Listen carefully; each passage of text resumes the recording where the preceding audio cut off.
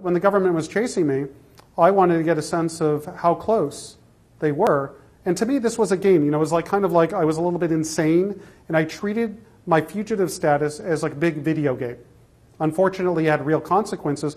And why I did this psychologically is I love putting myself in dangerous situations and then trying to work my way out of them.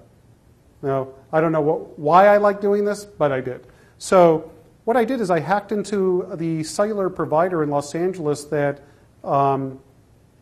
serviced the FBI cell phones numbers of the agents that were chasing me. So to make a long story short, I was able to get the cell phone numbers of the agents, and then by hacking into the cellular provider, I could monitor where they physically were, you know, physically in Los Angeles. I could also monitor who they were calling and who was calling them.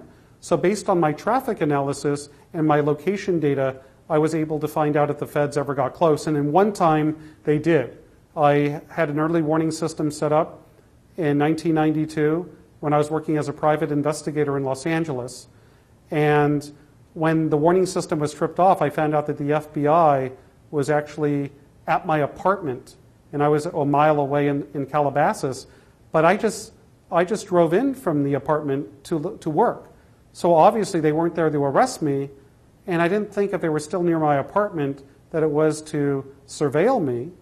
So the only logical thing is that they were there to conduct a search, and that means to get a search warrant.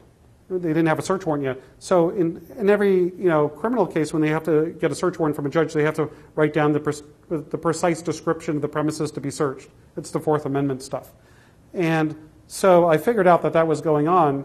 And so the very next day, I cleaned up, that evening I cleaned up everything from my apartment that the FBI may be interested in.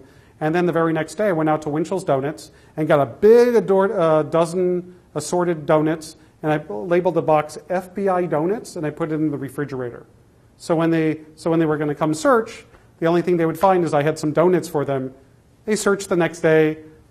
They didn't find anything. I don't even know if they opened the refrigerator, but if they did, they didn't help themselves to a donut for some reason. I don't know why.